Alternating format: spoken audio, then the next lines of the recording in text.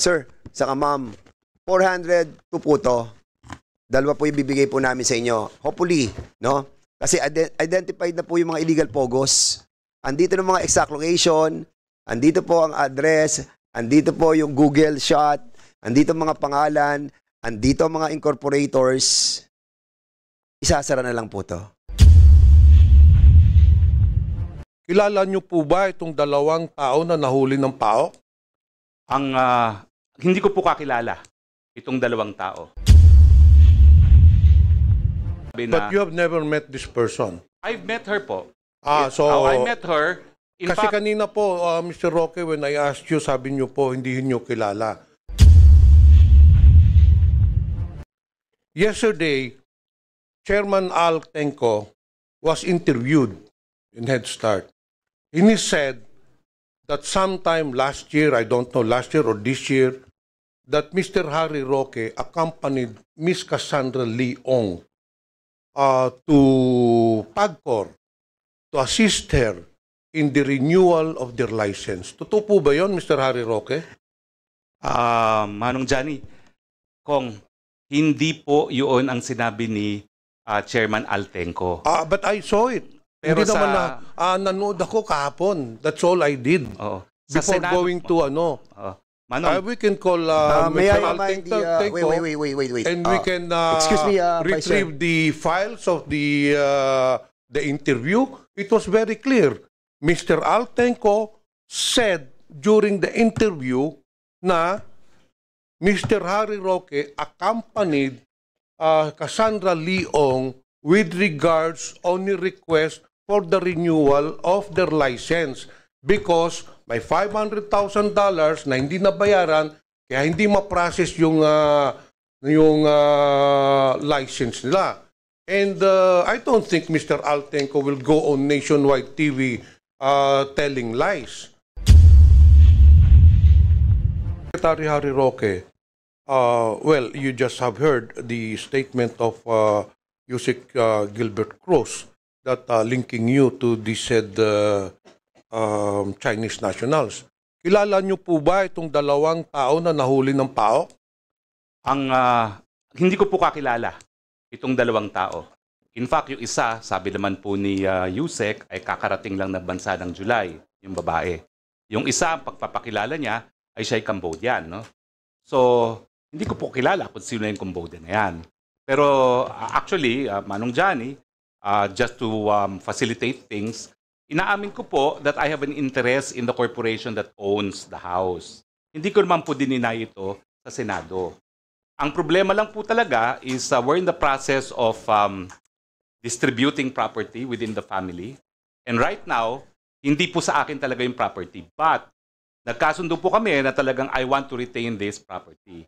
So ngayon po, ang nag-aari ng property ay, sandali po, kunin ko lang yung pangalan, ha? At So, former Secretary Roque, you admit that you have an interest in this house by virtue of the corporation owning this house. Yes po, ang may registered owner po nito is Page 2, Lot 37, Pinewood Holdings Incorporated. In turn, it is owned by a holding corporation called Biancham. Now, ang totoo po nito, I will have no more interest in Biancham, according to our organization, but I will have full interest in PH2 Lot 37 Pinewood Holdings as part of our division within the holding corporation. Pero ang punto po is, meron po kaming contract of lease na ang pumirma po ay isang babae. Ang pangalan po niya ay Yoon Wan. At ito po ay dated January 15, 2024. At dun po sa pirmahan ng contract of lease na notaryado, pinresenta po niya ang kanyang passport at require din po siya na magpresenta ng Alien Certificate of Registration para patunay na legal po siya sa Pilipinas. And I would like to submit a copy of this contract of lease to this body.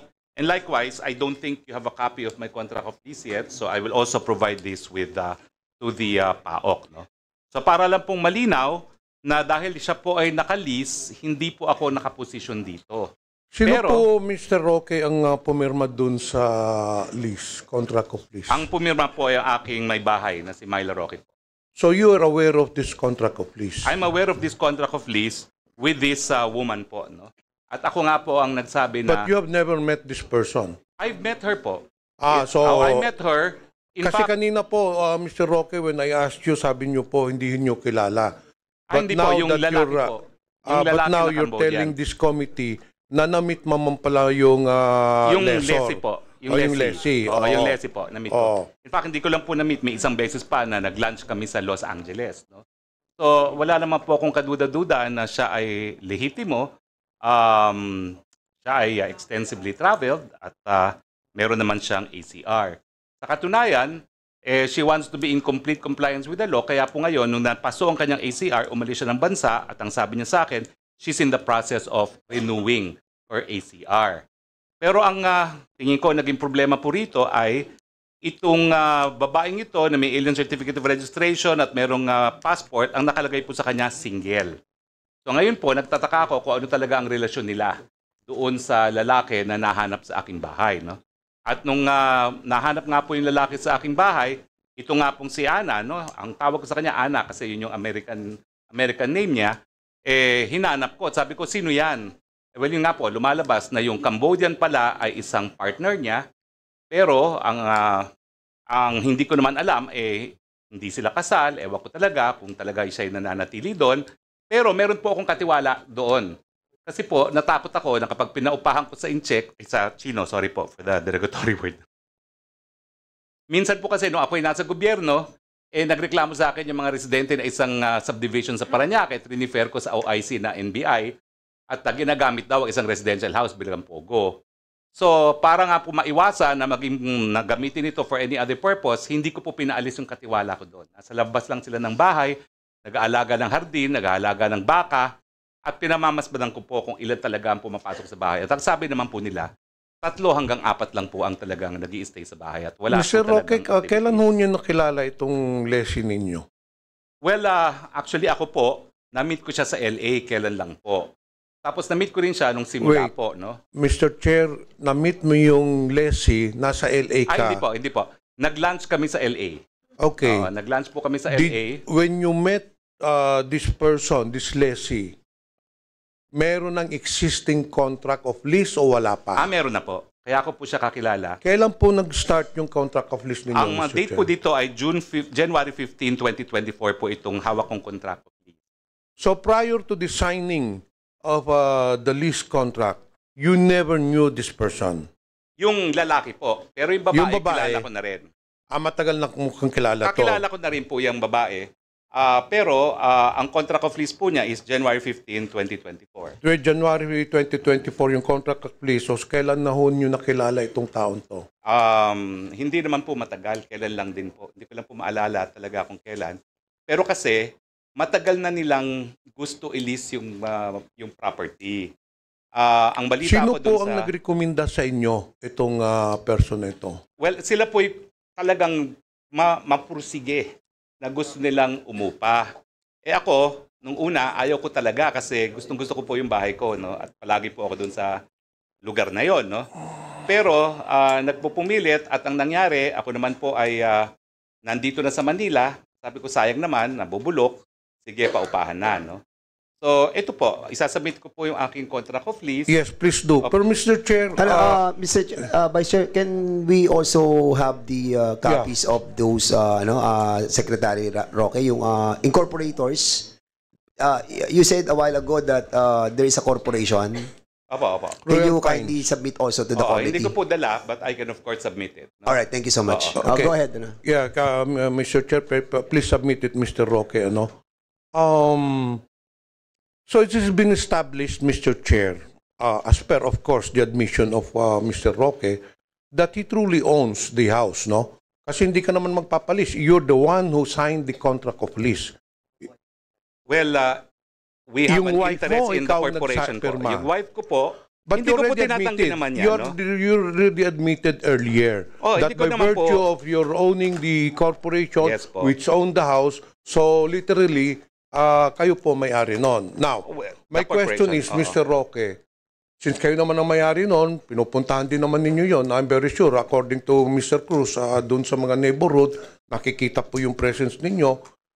Did you not do any due diligence getting the background of this lessee? I did po by asking for the alien certificate of registration. Hindi po ninyo tinanong kung saang negosyo, ano ba negosyo nila? Well, Because it seems that very Oo. clear, kaya hinuli yan, i-involve talaga sa illegal pogo. Ay, hindi po.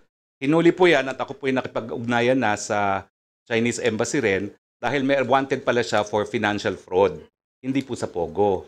So, malinaw po yun. No? At napahiya nga po ako sa Chinese Embassy dahil ako yung malapit naman sa kanila. No? At in-explain ko rin na wala akong kinalaman na meron palang pugante sa China na nanirahan dun sa bahay na yon. No? Pero malinaw naman po na sabi po sa akin ng embassy, kaya nga po siya nasalagay sa red list ng Interpol. It's because of financial fraud. I think it is P2P in fact. Hindi ko nga alam kung ano yung P2P. No? Pero P2P financial fraud, kaya siya linagay po sa Interpol red list. At hindi naman po dahil sa Pogo. So, At, Mr. Roque, Mr. Chair, wala kayong previous dealings nitong lessee? Wala po, wala po. May I ask Yusek Gilbert Cruz? Well, it has already been established, it has already been said, it's in the record that Mr. Roque owns the house. Do you think, Yusek Cruz, that Mr. Harry Roque is a person of interest, considering that the per lessee who is leasing his house is involved in illegal activities? Do you think that Mr. Harry Roque will be a subject of investigation or should be investigated? With this development, sir, we will include former spokesperson Harry Roque in our investigation. But of course, sir, we need documents coming from all the agencies involved to prove the ownership of the property. Okay, we will let you finish your investigation, ongoing pa naman ang ano. Now, let me go to the last matter. Masali na lang ako, Mr. Chair. Yesterday, Chairman Al Tenco was interviewed in Head Start.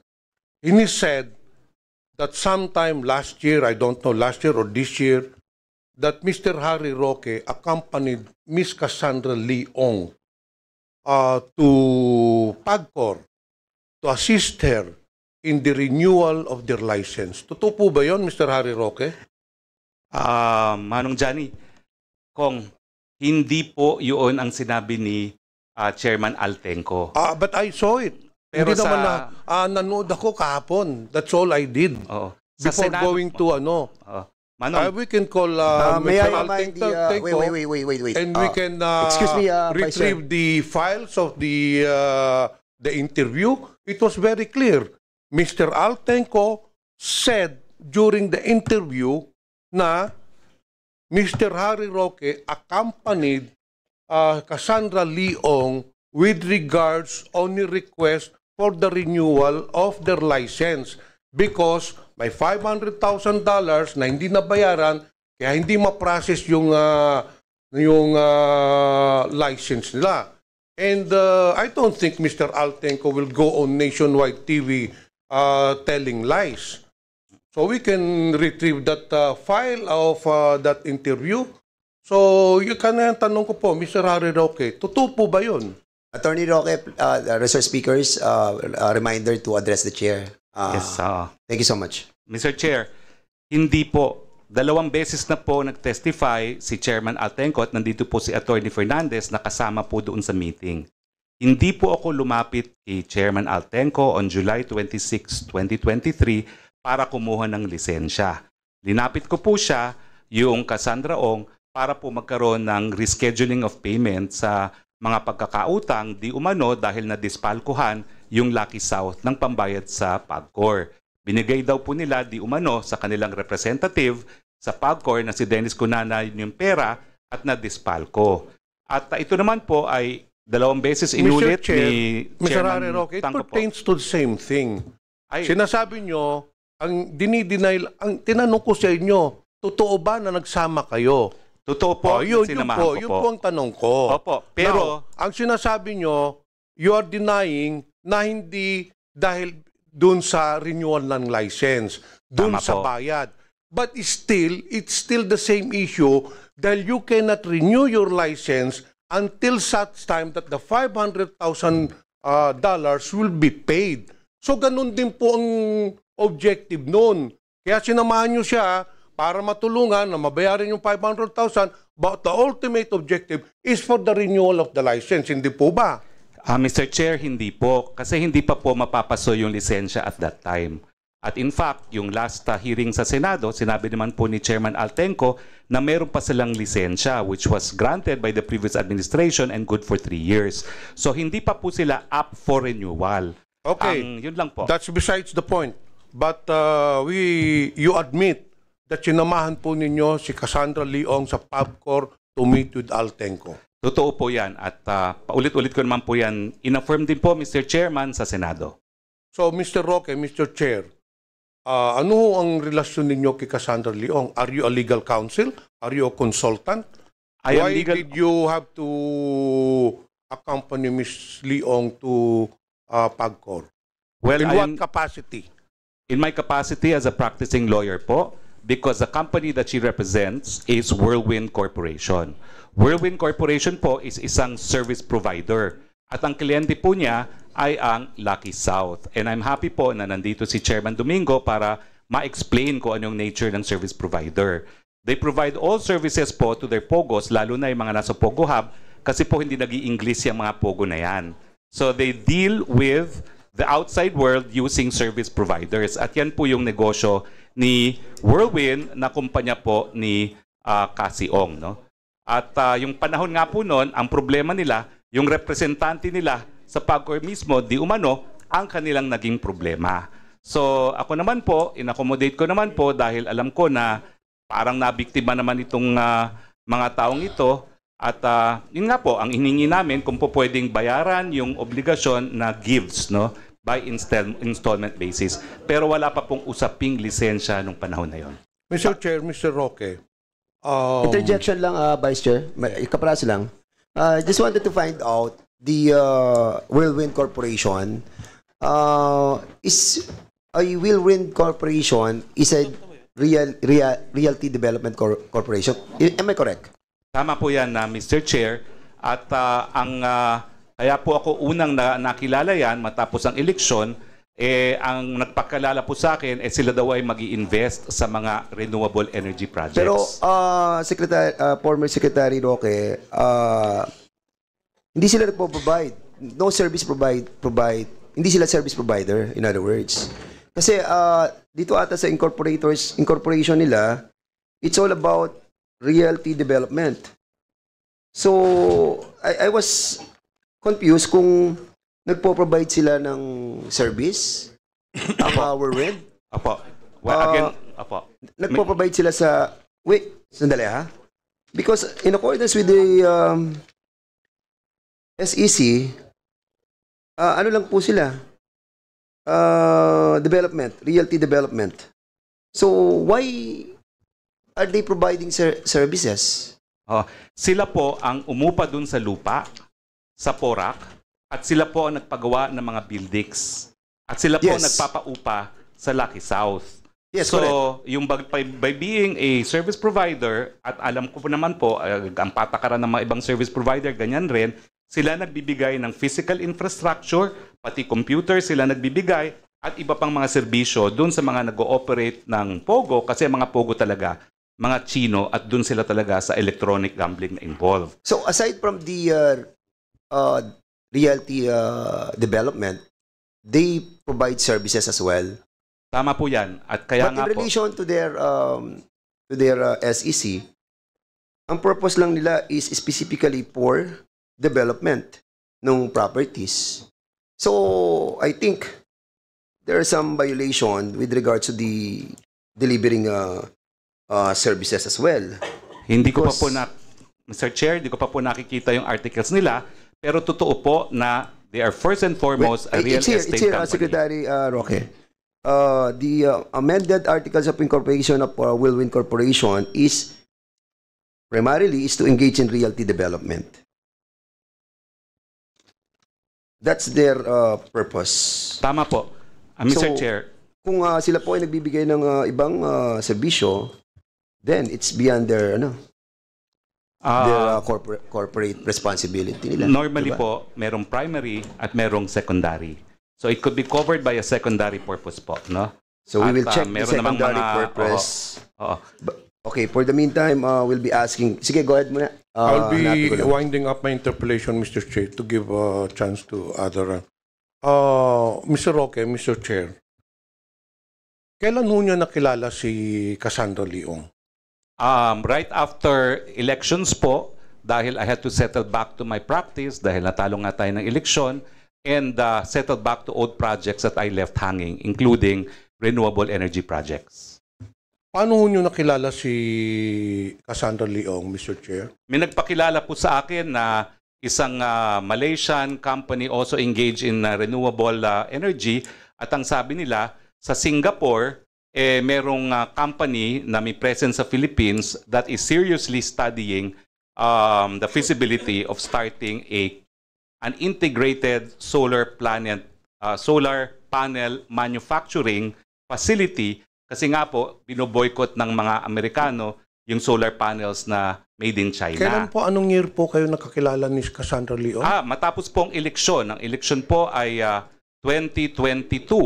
So, matapos po ang May 2022 election, kung hindi po ako nagkakamali, mga July or August po yan. Kailan po kayo pumunta sa PAGCOR, Mr. Chair? 2023 na po. 2023. Apo. Nung nakilala po ninyo si Cassandra Leong, hindi ba ninyo alam, hindi ba niya sinabi na she's involved in POGO operations? Ang alam ko po, sila nagpapaupa nga doon sa Porac. Pero that's one only of their businesses, at marami silang businesses, especially in Singapore. At in fact, ang palagi ko pong kausap ay isang non-resident sa Pilipinas. Lumilipad po siya from Singapore to discuss with me the feasibility of the solar energy project, no, which is in Cebu. At yun nga pong CEO na yun ang dahilan kung bakit hindi ko nakumbinsi sila mag-invest dun sa solar project na yun. Kasi ang reklamo ng kanilang CEO who's based in Singapore is napakababa po noong, ano ba tawag doon, yung babayaran po ng Meralco doon sa proyekto. No? Kasi yung proyekto na gusto ko sana mag-invest sila, eh meron na pong ganon, no? PSA. So wala pong nangyari doon sa mga Mr. efforts Roque, sa ko. tingin niyo po, bakit kayo nilapitan ni Cassandra Leong? Ay ako po lumapit sa kanila dahil naghahanap po talaga ako ng investors para sa mga proyekto ng renewable energy. Are Kasi you in a fact, consultant of Whirlwind Corporation? I am in fact legal counsel po. Legal counsel kayo Opo. ng Whirlwind Corporation. Opo. So you have had a long dealings with Cassandra Leong. Well, hindi po long kasi after I accompanied them in PAGCOR, 2 months later, they told me they have a problem with their landlord. That they were being evicted from the property at meron na raw writ of execution from the RTC. So sabi ko, paano nangyari yon? Ang sabi nila, kasi nagkaroon ng kaso na ejectment, yung lupa pala na pinirmahan nilang lease contract sa tatay, nagdidemandahan pala yung tatay at anak. Siguro alam ng mga taga Angeles yung kwento ng Cruz family. At ang nangyari, yung mga anak na registered owners, dinimanda sila ng ejectment, pero yung tatay, hindi naman binigay sa kanila yung mga papeles, itinago, kaya umabot na sa punto na nagkaroon ng writ of execution at dun sa kaso, may mga abogado na hindi naman nila inauthorize. Mr. Chair, last question, Mr. Roque. Magkakilala ba itong dalawang Chinese national at saka si Cassandra Leong? Hindi po. As far as I know, hindi po sila magkakilala at yan nga po ang aking ine-emphasize. Wala pong links at all itong request ng China sa Interpol to apprehend this Chinese fugitive with the issue of POGOs in the Philippines. Mr. Roque, Mr. Chair, I'm just curious kasi for the past several months, medyo mainit talaga ng POGO. And it seems your name always crops up. Una yung kay Cassandra Leong. Your name was involved. Then itong pangalawa, itong sa raid ng bahay mo, your name again is involved. So, hindi po natin maalis sa madlang publiko at dito sa komitiba that you might be involved in these illegal activities. Hindi po tama yon, and I don't think there's any basis for saying that. Dahil sabihin na po natin na ako yung nag-aabogado, ang pag-aabogado po is not a basis for criminal liability unless you perform illegal acts. And then And not only that, Mr. Roque, may nakitang papeles documented doon signed by you when you're still the secretary during the previous administration doon sa ni-raid sa Bambam or Porac, I think. Opo, salamat po at gusto ko pong explain yan. So on 2 occasions, your name was involved in these illegal activities. Matapos po na kunin akong abogado ng Whirlwind at isasubmit ko po ngayon sa komite yung aking formal entry of appearance sa 3 hukuman, sa Municipal Trial Court Porac, Pampanga, sa RTC 114 Angeles City at saka sa Court of Appeals sa ngalan ng Whirlwind. Yung unang-unang ginawa po namin itong ad cautelan motion to quash or recall writ of execution na inisyu ng Angeles City, Pampanga. Nanaig po kami dito. So it was a minor victory na na-prevent namin yung ejectment. Now, yung panahon naman po yun ay yung isa kong dating staff ay nagsimula mag-aral ng flying sa Clark. At matapos po ang isang hearing, sabi ko, nandito ako sa Angeles, join us, no? At doon po nagkakilala yung staff ko na si De La Serna na taga Bohol at saka si Cassie. Na matapos po na nag-meeting sila, sinabi naman ni De La Serna na siya magsisimula sa Clark at nagtanong, meron bang alam na po pwedeng tirhan dahil siya po ay taga Bohol. At ang alam ko po, ang sabi ni Cassie, pwede naman, meron kaming tirahan doon, kaya lang temporary lang kasi nga depende ko ano mangyari doon sa kaso ng execution. Kaya po, nandoon siya doon sa premises, pero doon po siya sa tirahan. Hiwalay po yung tirahan doon sa lugar kung saan ginagawa yung negosyo. Yun lang po yun. Thank you, Mr. Chair. I have no further questions. I'll just await the result of the investigation of PAOK.